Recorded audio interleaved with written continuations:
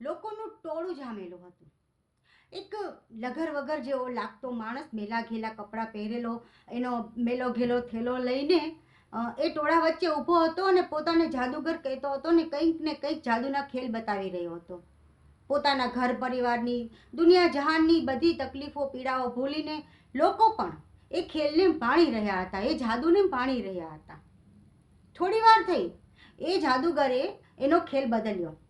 એણે કહ્યું કે હવે તમે જે કહેશો ને એ હું આ મારા થેલામાંથી તમને કાઢીને બતાવીશ.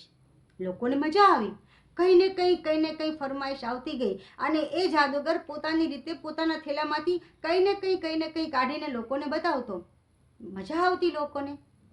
આ બધું એક નાનકડો છોકરો ઊભો ક્યારનો જોઈ રહ્યો હતો. જાદુગરની નજર એના ઉપર પડી.